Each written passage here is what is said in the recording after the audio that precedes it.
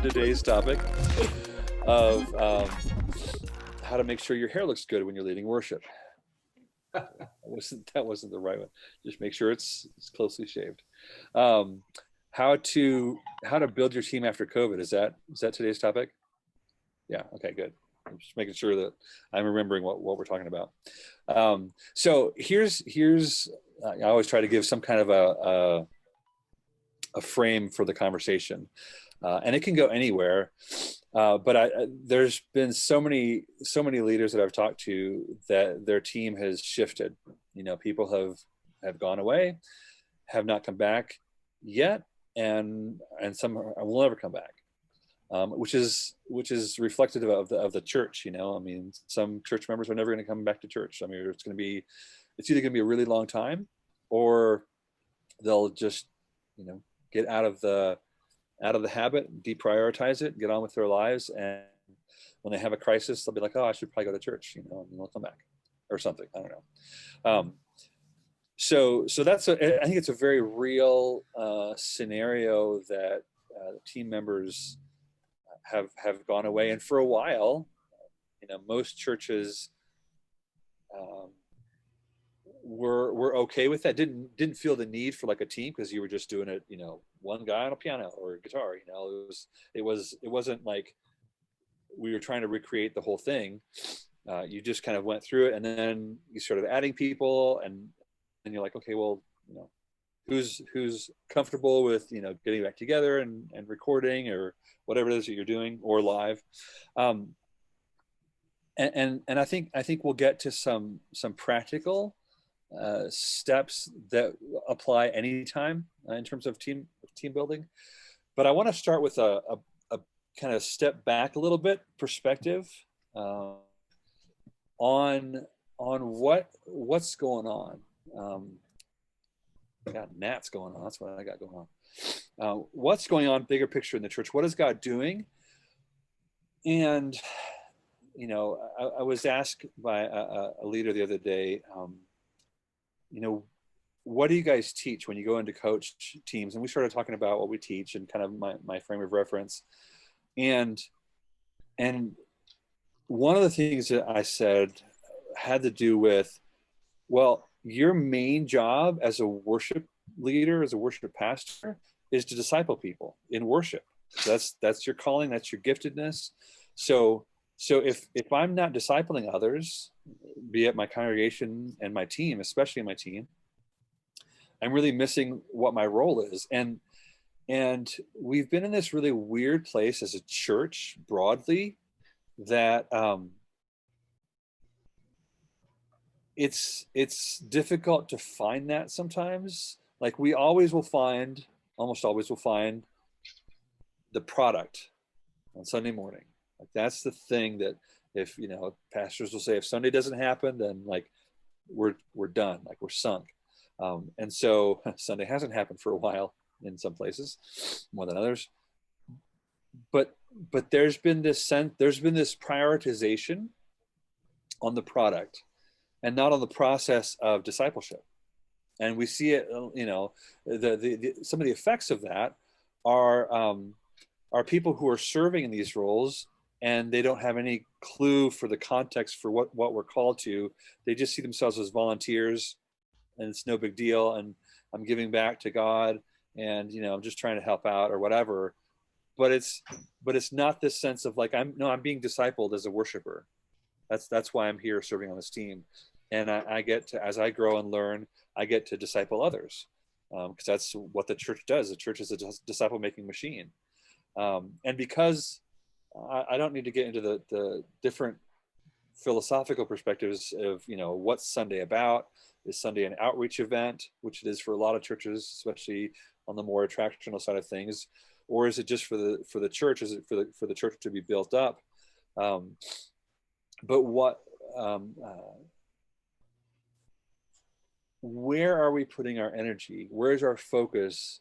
And I think this is a great moment for us to be able to say, okay, so we were really focused on just getting Sunday done, and we have not spent the majority of our energy as worship leaders discipling our people building our team from the perspective of I'm shepherding you, I'm discipling you. I want you to grow in worship. I want you to grow in music. You know, I want your life to be strengthened and encouraged. And I want us to do that for the congregation. I want their lives to be discipled and to grow in worship. So I just think this is an opportunity, which is part of why I was excited to have this conversation. Is we have a moment to course correct, maybe, or to relaunch this idea of how can I primarily, as we get Sunday done, like getting Sunday done is the excuse to disciple people in my head, which is a really big difference from like getting Sunday done is a thing, like providing worship for our congregation. Oh, and by the way, we probably want to disciple people. I'm like, no, we are disciple makers. That's what we're called to do. And we get to do that through this gift of music, through this avenue of music, through the ministry of worship. It's beautiful. It's wonderful. But you know, because we have this opportunity of, okay, globally things just shut down a few months ago, and it's, you know, different worship leaders right now, like, okay, today, so it's the 19th of November as we record this.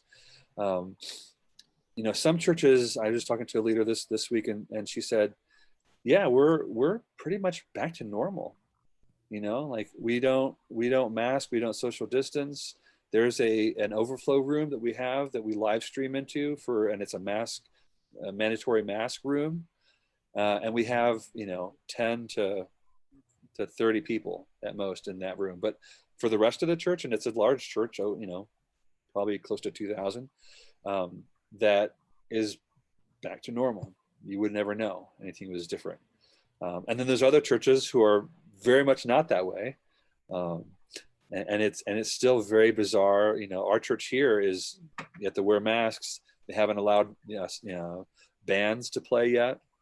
Like the government said, no bands. It's like no live music is what they said. So we sing, but it's still very, very weird. So no matter where you are on that spectrum, or, you know, maybe your church isn't meeting, it's an opportunity to with such a big reset, such a big, like, who would have ever imagined that we would be where we are and we would have experienced as churches what we've experienced this year. So what's the opportunity for us as we look to rebuild? Because I believe that we're on a track to continue gathering in some form as a church. Now, it might look in a lot of places just like normal. It might be, well, we're going to do that occasionally, but we're going to focus on more of a house church model where it's smaller groups meeting, you know, more often. And so what does that mean for me as a worship leader? It means not that, like, if my church says, hey, we're only going to meet one Sunday a month, and the other Sundays we want to have small groups, like, oh my goodness, do I still have a job? I'm like, more than ever, because you had to prepare leadership for one event a week, and now you might have 10 different worship leaders that you're having to train and coach and develop and resource so that they can lead worship in their little small groups. Like, you have more work to do than ever, man. So when I'm thinking about building a team, I'm thinking about what's the big picture, and what has God been saying to us as far as where we're headed, because we have been given something. We've been given a charge to lead these people, and a lot of us as worship leaders have had difficulty in really being able to focus on mentoring and discipleship and growing of our team. You know, we might just be going like, man, I don't have a drummer anymore, or I'm looking for more singers, or, you know, like I'm trying to get a critical mass again, you know, after the decimation of COVID. So, okay, I've set some things in motion, put some thoughts out there, reflect, respond, interact with those ideas. one thing that came to my mind when you were talking about this and how it's different with when you just have the online presentation is that sometimes when we had team members who were, uh, for lack of a better term, they were not as strong as others, but they were the willing ones. And you know how lousy the online presentations can be, and even a good singer sounds bad on some systems. Yeah. If you have a so-so singer on a lousy system, they sound awful, and it's almost better to not have it, if you know what I mean. And so I'm wondering, you know, like how to navigate that sort of, because a lot of times it seems like the people who are most wanting to do this are the people who maybe ought to be doing something else, you know. Yeah. Would you do you feel like the normal way of navigating that is different in this moment? Well, I do, because when you have like people like that on the stage with a whole band, you can sort of, they can, there's a place to hide, you know. But when you're online and you're one of two people, and uh, it's right out there, it's all, it is what it is, and there's no hiding anything. Unless you have Tony on the controls, maybe he could fix it. But for the most part, it's difficult. So I mean, if there's only two people singing and you turn one person off, it's pretty obvious. If Yeah. there's, if you have a whole team and a band and electric and acoustic and drums and keyboard and bass, and you've got all that going, then that person can sort of hide a little bit. Not that they want to, but that you want to hide them. Yeah.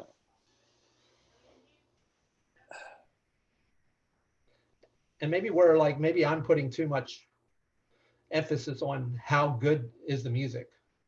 But I feel like it's important, especially when people are going to online Yeah. exclusively, and they're saying, well, you know what, if I want to listen to music, somebody singing and sing along with them, I'm going to go to check in with a church that does it a lot better. Yeah. So then you lose the contact with your own church. Yeah. Well, I think what you're tapping into is, as we look ahead and as we look to building our teams, um, in I would say at least 75% of churches, online presence is here to stay, right? On some level. Some churches are like, yeah, we did that because we had to, and that's done. Bye. Forget it. Like that's not our vibe. And they're not gonna continue that ever.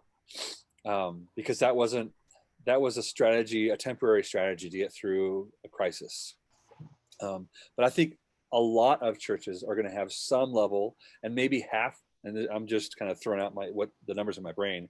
Maybe half of the churches are like, no, online is a serious part of who we are forever, and for the foreseeable future. Not just because COVID, but because we had been thinking about that, and we just realized this is what we needed to get pushed into that, and here we are. So as you're thinking about that, you're thinking about, okay, what does that mean? How do I produce my online stuff? What kind of team do I need for that? Do I do different teams? Is there because of the reality that you're describing, Kevin? I mean, it's true. Y'all know that people sound a lot generally worse. It's like you get the magnifying glass and you're like, oh, you've got, whatever, like I can see things differently now that it's close. That's what the online does, because it's very, very unforgiving.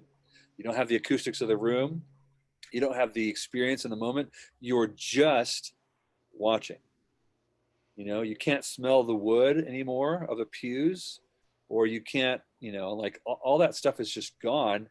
And suddenly, like you're no taste, no smell, and you're just like, huh, wow, I didn't realize how tough steak is. Whatever. When the juice isn't like, ooh, this is just amazingly flavored. It highlights things that we're not used to seeing. So, one question for me in what you're asking, Kevin, is, there's lots of different ways people are going to go about doing that online piece. One is just streaming what's happening live, and that is it. Like our church does, I think it's kind of a weird thing. Like they create a service that they launch at the same time that the live service is going, and they're completely different. Um, uh, um, but you have, I think, to do online well, and this goes to the team building aspect of it. To do online well, you have to think like the recipient. You have to think like, how is this going to be consumed? How is this person consuming this media? Um, are they going to sit there at 10 o'clock on their computer with their family and watch it together, sitting around on the couch? Are they going to have some other friends in there? Um, and or are they going to be like watching it on their device at some other time? Like what? Like while they're going in the bathroom? Or no, I'm just kidding. People don't do that. Um, uh, I digress. But I have to think, what is going to be compelling enough to make it meaningful? And you can have one perspective that says, we're going to create some songs and record some songs that you can sing along to. That's one mode of creation. Another mode of creation is we're going to have a worship time, a worship encounter, a worship moment, even if it's like 12 minutes or 15 minutes or it's half an hour. I don't care how long it is, but or if it's like 2 songs, we're going to have a time of worship, and we're going to happen to capture that, and that's what we're sending out. And that's a very different. Those are very different ways of thinking about it, and what's compelling to me might not be compelling to you, but I'm not really interested in, do me a song so I can sing along. That's okay, but there's a lot of really good videos out there that are, to me, a lot more compelling than that. But if there is a genuine worship moment that got caught on tape, and that's what I get to experience, that's a lot more compelling to me, which is a very different way of thinking about it. Let's worship, and by the way, we're going to capture this, is different than like, let's do these songs. Okay, remember how they go, guys. Which is, I hadn't thought about this, but that's also probably true in churches live. Let's play through these songs, or let's have a time of worship, a connectedness of, lingering and responsiveness. Like, so maybe you're, I'm thinking too much right now, but I think those things matter as you look to build, because that determines, who you need to have on your team. And like you said, Kevin, if somebody was like an okay singer live, and on video, it's just like, ooh, it's just too rough, it's too distracting. Then you graciously have that conversation with them, and like, we need to set this up differently, and maybe it's as simple as, okay, we're gonna get a large diaphragm mic and put it here in the middle, and y'all are just gonna sing together, so it's not like you're hearing my vocal track, because it just doesn't work. Like, try to mimic what you have in the room. If they were okay in the room, mimic that. Put a mic in the room, and record that, because that can sound good. And then it can be hidden a little bit too. Other thoughts on big picture, being a disciple making machine as you're thinking about building your team again, or any other assertions that I was making?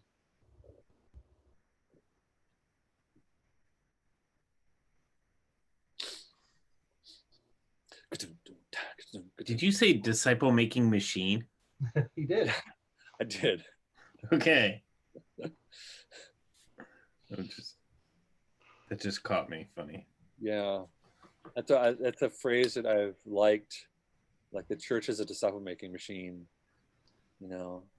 Because it to me, that says, it's not like, oh yeah, we made 2 disciples this year, or we have this program where it's like a men's Bible study, and those are good, but like, if that's your disciple making process, wait, what are you doing for Sunday morning? Like, why isn't the whole thing focused on making disciples? I don't understand. Like, It's funny. It should be like this machine that like spits out disciples every day, so to speak. And yeah. Dave, you said earlier that, with we were focusing a lot on getting Sunday morning to happen, and now we can course correct and move back toward disciple making, like nuts and bolts. How are you thinking about doing that? Yeah, that's a great question. So mentoring is always, mentoring and disciple making always takes energy, and that's one of the reasons that we don't do it as much, because it's costly. It takes a lot. We all know that it's easier to do it ourselves. We often have to create artificial needs. It's a I want us to embrace a different way of thinking about stuff, like phrases like never do anything alone. What do I do alone? Well, I pick songs alone. Well, why? Like, let me, is there another singer on the team that I'm going to say, hey, can you pick 2 songs this week? I'm going to pick 2 songs, and then can we like chat and see if we can make it into a set? Like, I didn't have to do that. It was more work for me, although on some level it's going to be energizing to have somebody else speak into it, and it could be really cool. But I don't want to do things by myself. So even in the planning, let me I'm not saying I'm giving away all my responsibility or power or control. Like, I still have the say on what we do on a Sunday if I'm the leader. But if I bring somebody else into that process and just let them into my head and heart, how did I get here? How am I thinking? Okay, oh, that, and it's interesting that you picked that song, because see, to me that song feels like more of a watch kind of song rather than like a participate kind of song, because of this. And I can share why that feels like it's not something that I want to be doing. Or if it's a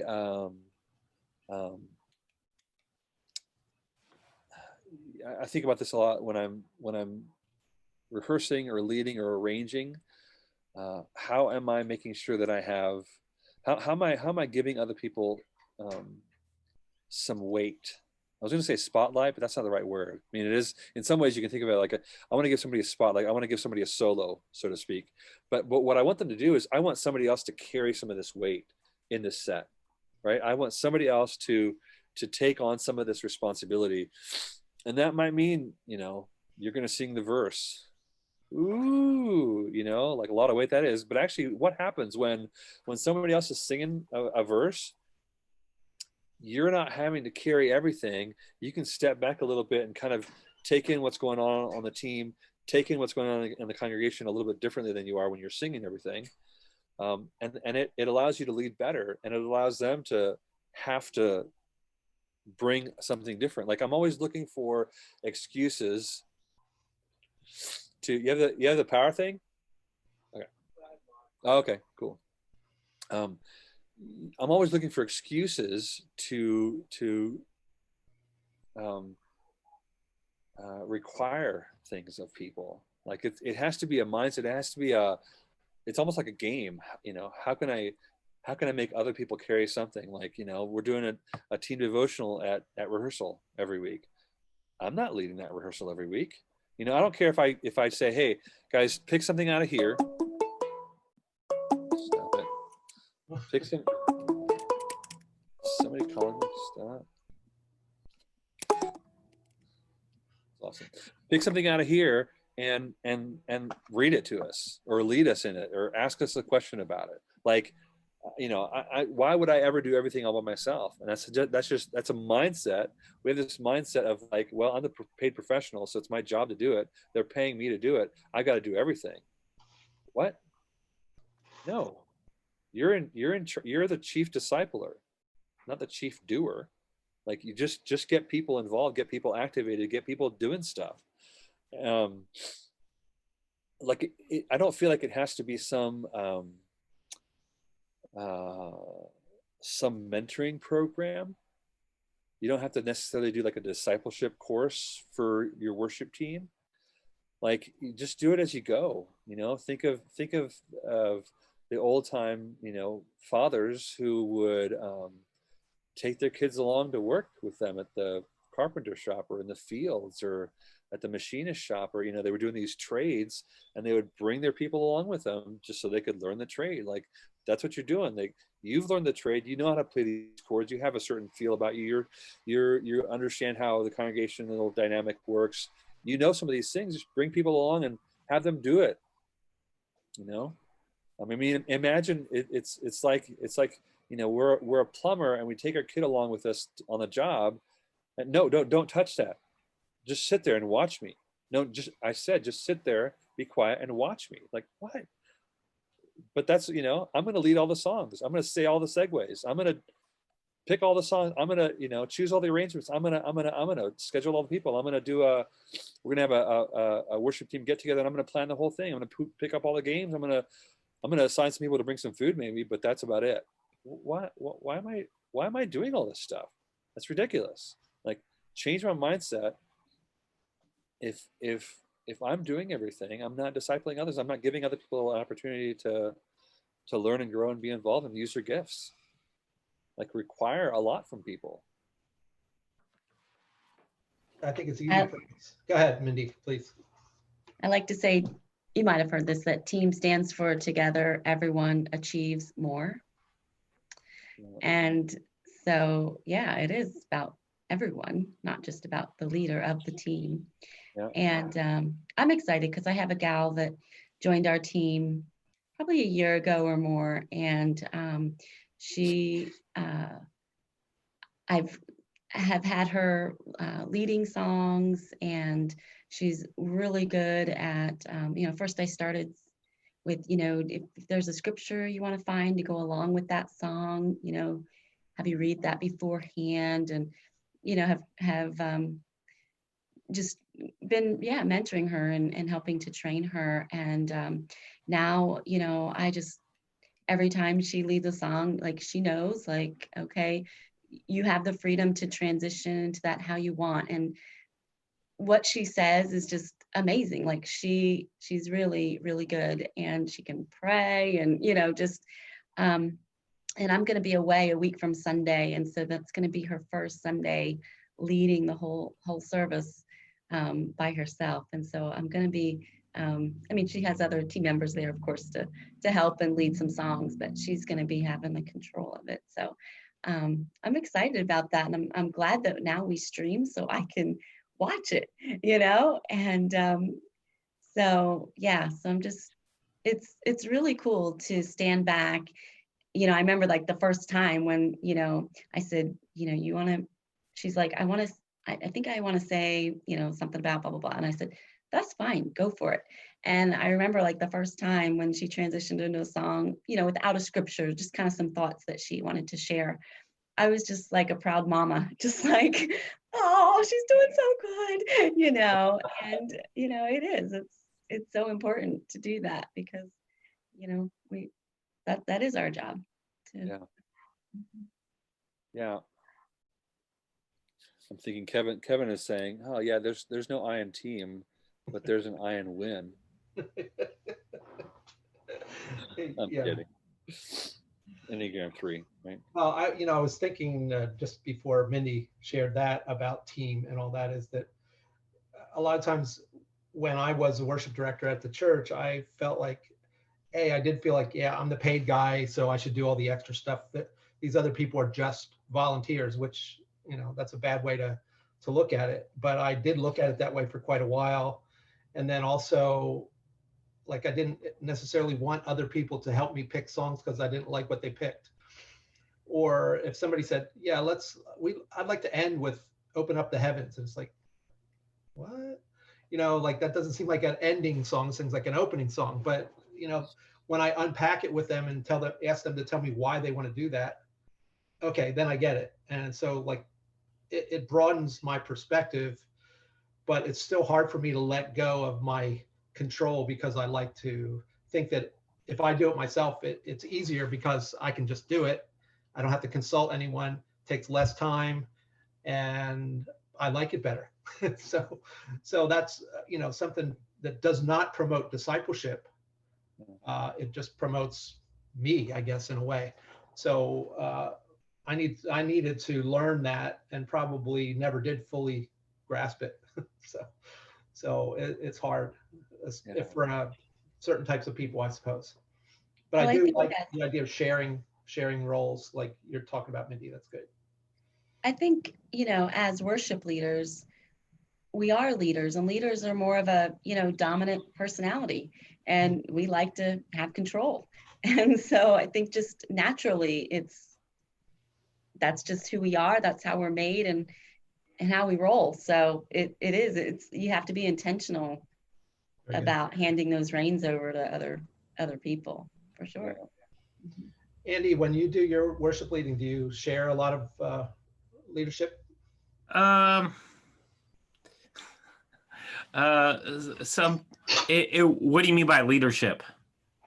Like, I mean, I'm usually picking most of the songs, but we have kind of a group that picks out our songs. So we just keep like a roll of 60-ish songs or so. And then we add 2 or 3 and then take 2 or 3 away when they kind of have served their purpose. And we have a group that kind of meets and go, hey, which songs will work pretty well? A lot of our people are pretty timid when it comes to talking, and we don't do a whole lot of the spontaneous or that kind of thing. It is a very, and I've talked about this before in other ones of, this is the group singing, and that is us going together collectively. We just happen to be the people playing the music, so we can all do that kind of stuff. I did have a young guy that I was working with, and then his wife got a job in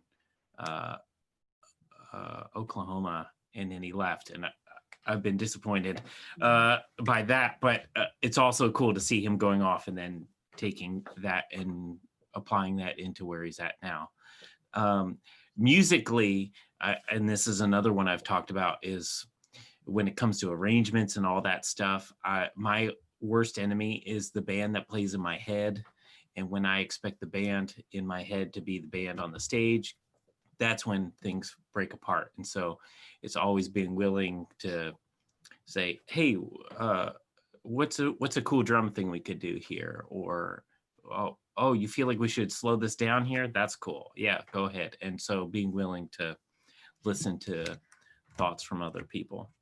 Kind of 2 things I've was thinking about off of all of you guys have said is this apprenticeship thing. I've been listening to a bunch of John Mark Comer out in Portland, and he's dead set on using the word apprentice instead of disciple.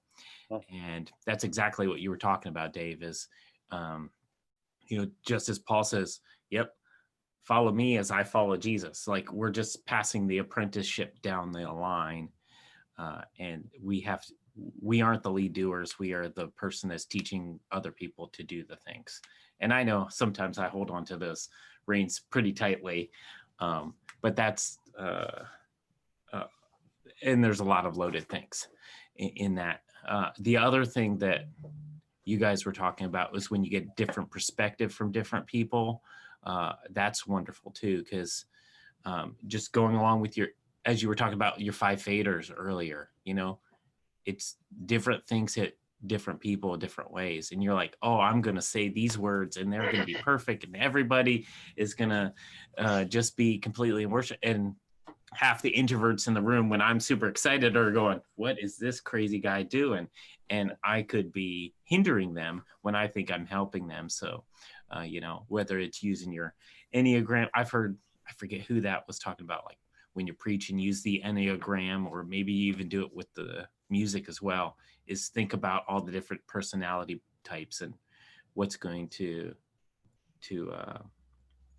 get the most amount of people. Like you don't want to alienate different types of people. I've got the classic battle of the people. One person is, we don't sound like Caleb. And then the other person's like, whoa, where's all the hymns? And I'm like, well, what do I do? Like, there's no happy medium. And so it's trying to guide them all along and saying, no, we're all together and we have our preferences, but we have to be accommodating of the one body as well. So I don't know if that made any sense, but Yeah. yeah. Yeah, I mean it does, and this is a little, it's off topic for what we were talking about.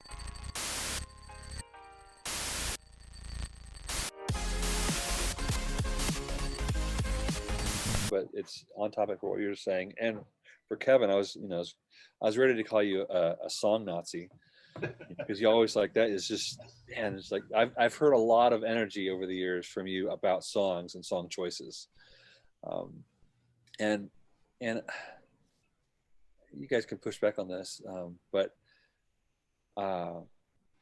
leadership is important. Yeah, go ahead, push. There you go. Leadership is important, and but maybe not in all the ways that we've thought always, in terms of like song selection. I don't like that song, or I mean, how many times have I heard, if I let my congregation pick, we'd be doing blah blah blah. Like, oh, it's really interesting. I mean, it can reveal a lot of arrogance in us as worship leaders, like we think we know what's best, or hey, guess what, we're in charge of the car stereo, so I get to choose what we listen to. Like it's probably more of that. Like we want to say that we've been discerning, and we really we've vetted these songs, and they are theologically correct, and they seem like they have like the Spirit of God on them, or XYZ. But we like to listen to what we like to listen to, because we're music people. Like, so we have a lot of opinions, and they're good opinions, right? But I've been going to this house church three times, 3 or 4 times. It's like a small group, basically. We eat, we sing some songs, and we talk. Somebody shares scriptures, whatever's on their heart. But it's been really interesting to experience that. Like, they've done it a cappella until I arrived, and now they roll the piano out, and I play, and some of the songs I've never heard them before, and I'm just like, what key are you in? Oh, here, okay, you're in that key, and how does this go? I think this is where the chord is going, and I try to accompany them on the songs that I don't know. But the way they do it is they it's song requests, which seems really, really unspiritual in our like modern church, or our organized church minds. It's like, well, really? Like, and the guy who's kind of leading it will ask the kids often, like, hey kids, what song do you want to sing? And it's interesting to see what we get. And then what they do practically to support that is we have a chat group, like a WhatsApp group, and they'll just send the lyrics all around, and then we start singing the song. It's pretty quick, pretty easy. And it's made me think, like, man, a lot of times we talk like, how politicians talk, like the people that their constituents are idiots. Certain politicians talk like that, right? Or certain, if you're a Republican, the Democrats talk like that. If you're a Democrat, the Republicans talk like that, right? Or whatever. Like, we talk like our people are idiots, and we talk like, as worship leaders, that our people have no taste, no discernment, kind of, in the sense of like, if we would let them pick, my goodness, we'd be singing Lord, lift your name on high, or I'll fly away, or like, name the song that you don't want to sing, or they'll sing Days of Elijah every week, and I'll be like, oh, seriously. But I don't think it's that bad. I don't think it would be that terrible thing to let more people talk about or choose songs. I mean, I like having a team of people that discern that, and but just kind of in a bigger picture. And I've certainly can understand, empathize, and agree with, like, well, I don't think it's a good song for us because it, XYZ. But am I really that all-knowing and all seeing that I can make that call in a definitive way every time? I don't know that I am. Anyway. Okay, now back to what were we talking about?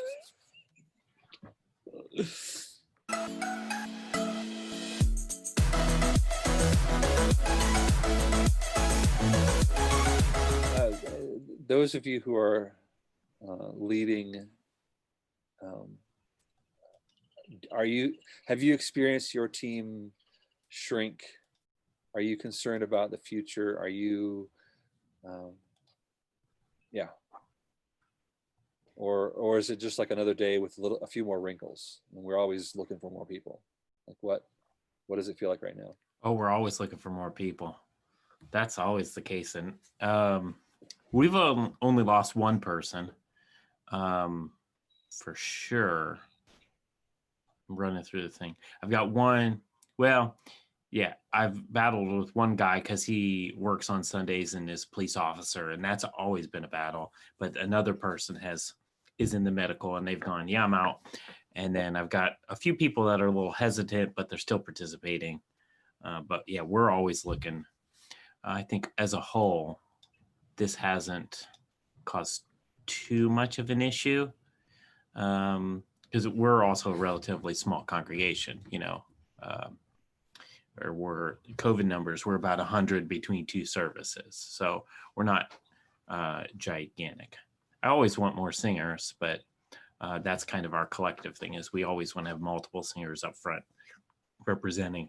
And yeah, we do run into that kind of issue, Kevin, is that, yeah, I'd say some of our singers, and myself included, I'm not the strongest singer. I mean, I can carry a tune, but I don't have the most amazing voice or anything. And sometimes authenticity makes up for the lack of amazingness. And I think that culture, that just sort of atmosphere has been picked up by our people. And I know that has helped some people break out of their shell and participate in going, well, so-and-so doesn't sing that. They're like not the best voice I've ever heard. So I could probably sing along too. But yeah, we always want to have more singers. Yeah. It's an interesting point. I think people are like every church is different. Everybody has standards and stuff, but there is, I was gonna say there's more room in the choir, from their perspective than we often think, and at a certain point that begins to shift and people, you're a church of 500 and they're singing on the stage, like people start to think, wow, that's not very good. But anyway. Well, I think also when you lose someone, it depends who you lose, how much it hurts. You lose a drummer. All people are equal. Yes, I know. But if you have one drummer and you lose one drummer, you have no drums. And if you lose one keyboard player and you have no other keyboard player, you're your host. And it's one of those things where we don't really need keyboard players, do we? See, that's what everybody says. We have tracks. That was for Tony. So yeah. Anyway, as a keyboard player, I lament not having a keyboard player if I'm, doing something with worship. But like I said, I think it does make a difference who you lose, and what to do about that is sort of the question. If you lost people over COVID, I think it's harder depending on who you lose. We always seem to have an abundance of female singers, not amazing female singers, just female singers. And that goes to song selection too. I was thinking that, I was thinking back to a time when the worship leader picked the song, What a Beautiful Name. And I looked at the team and I thought, who in the world is going to sing that? Because none of the girls on the team were going to be like, it was going to sound bad no matter who sang it. And so what do you do? Like, can we take that song out? I don't know, but maybe I think too much about that stuff. I've never led that song that I haven't led it. Uh-huh. I've never been a part of a worship set that I'm on the team where a female has led that song. Yeah. Even though it's very common. Yes, it is. You're well, you're in touch with your feminine side anyway, so we're accustomed to that, and we like that about you. It's not a girl song necessarily. It's not like some other songs are, but we don't want to go there today either, right? Yeah, I have a real hard time with that. Oh, it's a female song. No, it's not. It's a song about God. That's what it's about. Yes and no. I don't know. No, I call baloney on that one. Well, maybe it's old man think, but when you start singing "You Make Me Brave," that just makes me feel like I don't want to. It's not like I don't. You don't want to be brave? No, I am brave because I don't want to. It's like I'm brave. Jesus doesn't make me brave. I'm brave myself. And I know that's wrong. Jesus makes you brave. I know, and I understand that, and I also like the "Just Be Held." Like I was talking with some friends, and my friend Rick Taylor said, "You mean you don't want Jesus to hold you?" And I'm like, well, if he wants to, it's okay with me. But I wouldn't ask him that, And it's just it's a mindset of probably older people, older men would feel that way more so than young fellas and ladies like y'all. So I'm just an old man. But there's something about "Just Be Held." It's like, okay, if you want to, Jesus, you can hold me, but I'm not up. Is that why you never give me a hug when I come over? Kind of. Not a touch guy, huh? Not with boys. I just don't do it. Sorry. And, Okay. Andy, just to make you aware, I'm sort of joking, but I'm sort of not. I mean, there are some songs that feel like to me, because I always heard it, a girl singing it. It seems like a girl song. That's all. So, yeah. But I hear what you're saying. It's definitely worship is worship, not male or female. And I know I can think of at least one, if not two or three other guys that, some of the language, it goes, well, that might not make you feel, where you go, I don't know, that goes against my masculinity or whatever. An old farmer guy, Yeah. Well, I'm in rural Ohio. I've got a lot of farmer guys, and just for example, What a Beautiful Name. I know I've heard a story about they had some sheep farmer there that was an old timer, and he was like the man's man and they showed him the song and he loved it. And when I told that story to my congregation, the few guys that would go, well, we're talking about beautiful names and one, and it is kind of has some feminine qualities to it, but telling that story kind of nipped those guys in the bud. And so I think it's once again our job as the leader or whoever's introducing the song or whatever to try and mitigate that as much. And people are going to do what they're going to do, right? You're going to not feel comfortable with certain wording, but when we do songs, it does come from some sort of bent. We have to kind of explain that out. Sure. And I've noticed every time that I've done that in the congregation of, hey, this is the song. This is the reason why we do this song. The people that usually would go, I don't know, if we didn't do that, they would give us a hard time. The one, you are good, good. Oh. Yeah. Like, I mean, King of My Heart. Yeah. You sing that chorus like 4 times and everyone's like, okay, we need to move on here. But I was at, what's that one down in Nashville with all the tech people, whatever, SALT conference. And that was right when that song was coming out a couple years ago. And they talked about how when they were practicing, they each went around the room and talked about all the ways God is actually good in their lives. And they shared a couple of those things. And then we sang the song and it was like, oh, okay, well, I'll sing this 8 times now because I understand the meaning of it. And so once again, it's just going back and pointing to the context, the great responsibility we have as leaders. And maybe that's an opportunity, Kevin, to get one of your other people that actually identify with the song to go, hey, this is this is the way, this is why. Kevin's an old fogey and he doesn't get it, but this is why it Right. goes with me. That's good. So, Well, anyway. yeah, sometimes I call them the, well, I'm sure you've heard the term, the boyfriend songs. Yeah. I don't Yeah. like those, but there's hymns like that too, like In the Garden or something. He walks with me and talks with me and tells me that's Jesus's real name, right? Andy. And Andy walks with me. Andy. Sorry. Okay. Bad jokes. Back on topic of Yeah, what so- our thank you, team, Mindy. Thank But you. if we've lost any team members. Thank you. So luckily, thankfully, I should say, my band has not been affected. So I do have my full band. We're a small church as well, Andy, so we just have one per instrument.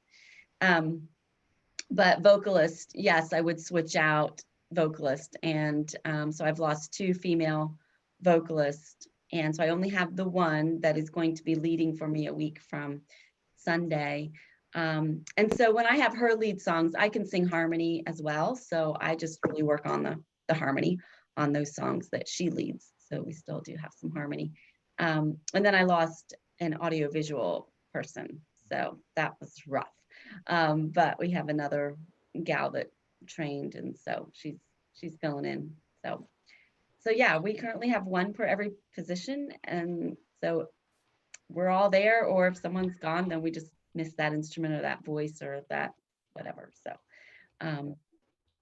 but back to those songs of men or women singing. So we just learned Graves into Gardens by Elevation. And so initially a guy on my team, I asked to learn that and lead that. And he tried and tried and tried, and he could not get the song down. I mean, he'd sing it in this other tune. I'm like, that's not how it goes. Like, you've kind of got to keep it the way it goes. I mean, so anyway, he finally just said, he gave up. He threw up his hands and said, forget it. I'm not doing it. You lead it. So I'm leading it. So when I sing A Man's Empty Praise, it's kind of like, yeah, a woman's empty praise. No, I just leave the words as it is, and it's okay. Yeah, I mean, I feel like we touched on this a little bit last week, but there's this, even talking about, I know we're talking about the song, not about God, but there's a reflection of our relationship and the way we see God in the song and the way we feel about it. And it's almost like we don't see, how do I want to say this? We don't see female as part of a reflection of who God is and what God is like. Like, God created man and woman, different, unique creatures, both in his image. Like, he looks like that. He is like a woman, and he's like a man in that, like, in that sense. Like, we are made to reflect him. And so there's characteristics of us, both of us, in him. And so it feels very very appropriate to sing both, brave, hold me, mighty conquering king. Like, those are, the tender and the strong and the violent and the, like, your love is furious. Like, can a chick sing that song? Or like, I feel like the more I think it's important for us to sing a wide spectrum of things that make us feel uncomfortable, maybe as guys or as girls, but get us in touch with the other parts, the other facets of who God is. Maybe I'm a heretic. On that note, maybe I'm a heretic. On that note, I guess it is time for us to wrap up today. I don't know that. I remember thinking, as like, I'm not leading my own team right now, and I've been grateful to the Lord that I'm not on staff in 2020. Good job for being on staff, guys. But part of me wonders, like, so what? Like, what's next, and what do I need to be building at? Because, you know, like you said, Andy, we're always looking for new people. Like, I'm always looking to develop my team, to grow my band deeper in their understanding and their musicianship, in their leadership. And I'm also looking to add new people. I'm like, that's a constant energy we have as worship leaders. And it could feel like, well, what are we building for? Like, are we even going to have church, or is the governor going to close us down again? You know, is like, what's going to happen? Like, we don't know. But I guess, I mean, I think there's probably been something helpful in this conversation to like Kevin asked, you know, about practical steps, tools to develop people, to grow your team. But I want to be a voice that says, let's keep growing the team. You know, we don't know exactly what we're going to need, but we know we're going to need worshipers. We know we're going to need worshipers. We're going to need people who understand their gifts, who can walk in the gift of music and being a blessing and serving the church in worship and creating spaces where we can meet with God. Like, more than ever, we need people who are able-bodied to serve in that way. So, like, who cares what the expression looks like? And that's maybe subconsciously what my thought was at the beginning, saying, you know, our focus was on Sunday mornings, and we're not sure what Sunday mornings is going to look like. You know, it may never go back to exactly what we did long term. It may go back to exactly looking like that. We don't know, but we do know that if we what do you call the person who is leading the apprentices? Is there a name for that? Like, is it the master craftsman? You know. Yeah, generally, or the, I don't know what the term is. And maybe that's a great point. Who cares what our title is? But we just must have apprentices that we're working with. We must be pouring out. That's our role as leaders. Leaders must have apprentices. Worship leaders, worship pastors must have people that they're sowing into. And so it's like a charge to, man, keep at it, keep investing in people, keep giving people responsibility. You know, give your job away so that other people can be great at it, and make your job not doing but leading them and encouraging them and giving them confidence and giving them opportunity to grow. Because, you know, if we're looking at the kingdom of God, it's sad when the person that you're mentoring, that you're sowing into, moves away, but they didn't move out of the kingdom. They're serving somewhere else. That's awesome. Like, that's, you know, if you've ever been on the receiving end of that, you know how awesome it is. You know, somebody that somebody else has poured into and trained, it suddenly shows up in your church. You're a worship leader. Oh, you know, it's like amazing. So keep sowing into them, keep providing those opportunities. And it doesn't matter what the expression looks like at the end of the day in your church on a Sunday morning. You know, what matters, what you're responsible for, is how you're pouring into people and how you're building the team. So Thanks, Dave.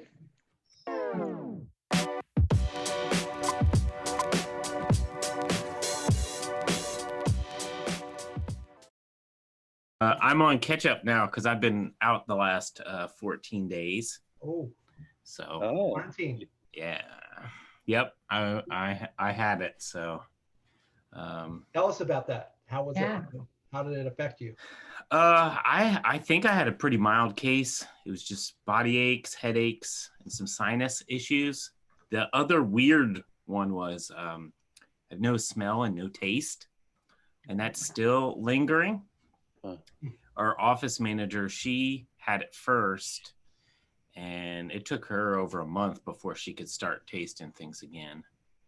I'm only at 2 weeks, so I have a feeling it's going to come after Thanksgiving. Yeah. So, yeah, it is bizarre. You don't really think about your senses that much until something causes detriment to them, and it's just weird. It's like I can drink something or eat something, and I'm like, this is a sweet thing, or this is a savory thing or a bitter thing, but that's all I get.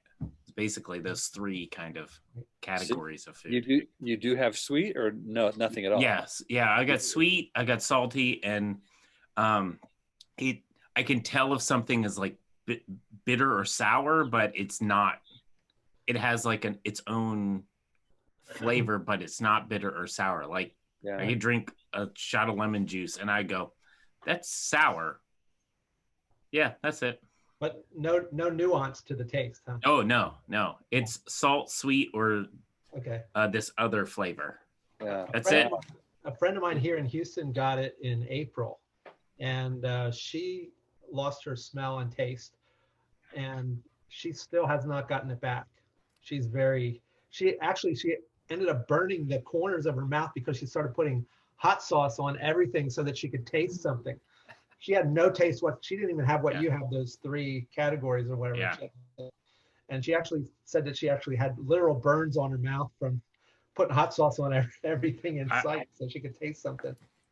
I can understand it. I've done it a couple times. I enjoy a little bit of hot sauce, not too spicy, but yeah, I've noticed that I've been dashing it on other stuff just to sort of get some sort of sensation out of eating other than chewing. I will say the good thing is, when we sat down for dinner, and I was saying this to my family, is I eat till I'm full and then I stop. Yeah. Like it's not one of those, oh, this tastes so good, I gotta eat more of it. It's like, no, I'm satisfied. We can be done with this now. Okay. And so it's just the joy of eating Yeah. has been lost, and I do like food. That's a shame. That should happen to me, I think, for a while anyway. Would help me. So yeah, it's been a really interesting experience. Fortunately, the rest of my family, nobody picked it up. My parents live with me. My dad's late 60s, and my mom is in her mid 70s, and she has a lung condition and a couple other things. And thank goodness, I consider it a straight miracle that she did not pick this up, because it would be probably a life-ending thing for her. So, how did you isolate from them when you live in the same house? Well, they have two spaces. They have a bedroom and like a sitting room. And so they basically just sat in their sitting room. And the only time we kind of were in the same space was in our dining room when it was meal times, and I sit across the table. We've got a big long table because there's 7 of us. Okay. I sit across the table and then just stay away from as much as possible. And then in addition to that, not to like make this a me party or anything, but my wife was also in the hospital at the same time with pancreatitis. Oh, man. So I was doing all the homeschooling with my kids, and then keeping my ear on my parents in case they needed anything. I mean, they're pretty self-sufficient and can take care of themselves, but that's the arrangement we've done, is if they need something, we're there. And so it was quite an interesting time, but I think we've kind of crossed the hurdles, and my wife's out of hospital and doing a good bit better. I'm feeling better. My parents have missed everything. My kids have missed everything. So Andy, how long did it take you to recover, would you say, like from feeling bad to feeling good? Yeah, I would say, well, I think I had strep throat at the end of it as well. My word. So about Tuesday the 3rd, I started not feeling good. Wednesday of the 11th, I was feeling really good except for the sore throat. I called and got antibiotics from the doctor, and that was gone by Friday the 13th. So it was a good week or so. Okay. From the beginning of, I don't think I'm feeling right, to I think I've beat this kind of thing. So like I said, I think I got off really easy. Okay. Yeah. Wow. Yep. Well, thank the Lord. That sounds really undesirable. Yeah. Yep. Or as the Dude Perfect guys say on the wheel, that's unfortunate. If you ever watched that. I haven't watched much of them. My kids watch them though. Yeah. I'll have to pay more attention next time. we're definitely followers and watchers. So Yeah. yeah.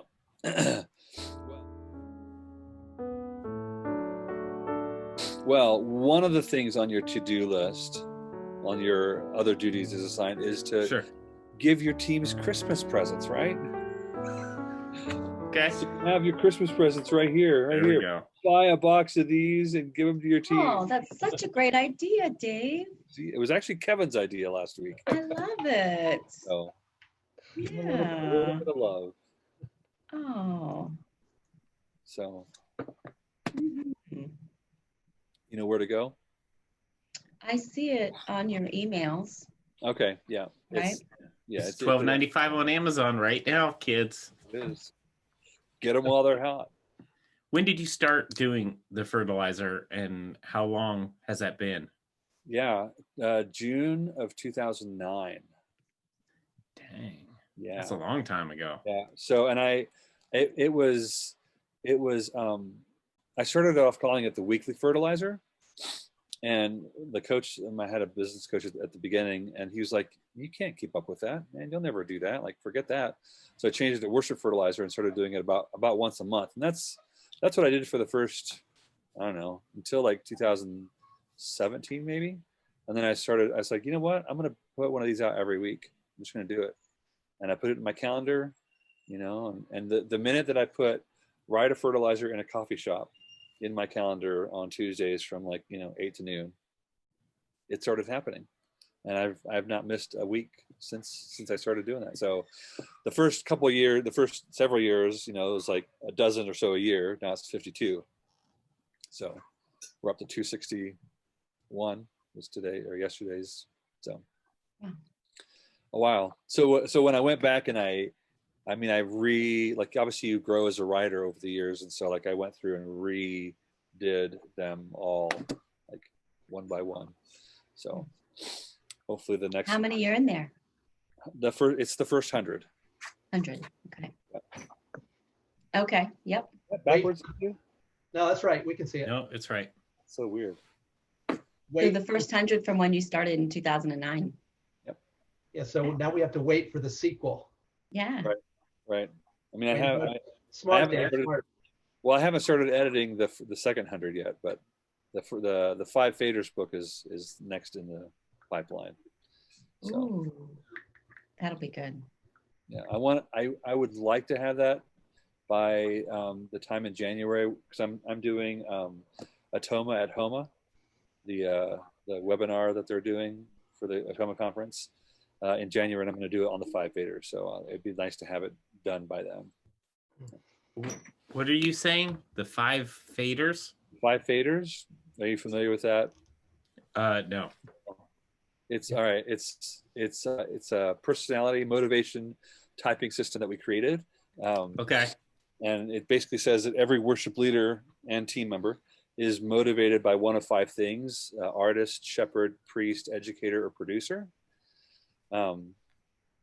Okay. Artist, shepherd, priest, educator, producer. So is it sort of this play on APEST, but it's a worship leader bent? And APEST? Yeah, APEST. I don't know that. Apostles, prophets, evangelists, shepherds, teachers. Kind of like that, a little bit. It's not. That's not how it developed. It actually started as just a coincidence. Yeah. I actually the concept came. I was coaching a group of 4 worship leaders, and I came with a question like, "Are you more this or are you more this?" And in that conversation, kind of birthed the first 4 of them. That like, well, no, I'm more like this, because we were talking about. I think we were talking about how do you react internally when things aren't going well at rehearsal, like your team's not prepared. And so everybody has a different, response. And just, I was like, wow, each of these 4 leaders might do the same thing, but they're motivated by 4 very, very different things. Like, it's more like the Enneagram for worship leaders than other, because it's not like the roles thing. There's like a hats book that's out there, but this is kind of like what you're doing when, what are you doing when you're doing what you're doing, which is an Enneagram concept. Yeah. So So the concept is every one of those faders can be a healthy expression or an unhealthy expression. So like if you're an artist, you could be a diva, a rock star, just a real jerk to work with at getting like your stuff beautiful, trying to go there. Or you can be a craftsman that is able to take raw material of your team and make it into something beautiful. It's the same motivation. One is just an unhealthy expression of it, one is a healthy expression. So if you know who you are and what motivates you, you're able to become and grow towards the healthy version of that, and avoid some of the unhealthy tendencies of that. And then if you're, so that's one concept, but the other concept is that they're faders, like a soundboard, because at every given moment demands that you learn to do this. And maybe you're an artist, but right now a shepherd needs to come up and the artist needs to come down. Or you're a priest and you just want to meet with God and you want to do the bridge 4 times, but you're going to lose the congregation. So you have to pull up your educator and say something about why we're going to do this 4 times, to bring your people along and to help them to be knowledgeable. So that's the basic concept in a very small nutshell. Cool. Very cool. And are we going to hear? You can. Are we going? Go ahead. Are we going to hear more about when the Atoma at Homa is? I haven't heard about that. Yes, I'm going to make a separate. I think it might be listed in the Atoma piece in the fertilizer. I'm not sure if that's true or not, but I'll put. You just have the conference, so I don't say anything about at the end of the description. You just have the conference. Oh yeah, there is one. Oh. But watch the super fun announcement for some Atoma at Home online training. And you have a YouTube link. Okay, but there's no date or anything like that. And then it says just added Dave will be on January 15th. And then there's a link. Okay, cool. So I'll make it its own separate thing so it stands out some more. Because that's kind of in the weeds. And when it's the same thing every week, you just kind of, it begins to be white noise. But what was I going to say about, if you go to if you go to adlibbmusic.com/5faders, there's a description of it, kind of a talk, and there's even the first time that I presented it at one of the Worship Link events. There's a video of me teaching it, so you can watch that. But yeah, I the last year has been nuts for everybody, but then you add that layer of we moved to another country, I don't often have a lot of, oh man, I'm really excited about this, but the 5 faders is always like, even if I'm not thinking about it, it just in an instant, I'll pull it up and I'll just go and I'll be excited about it. So I think it's going to be really helpful for a lot of people, but I got to get to writing it. I've started writing it, but it's still in the stages. So Atoma at Homa, 5 faders, that's the next book. After that, then maybe the second 100 fertilizers.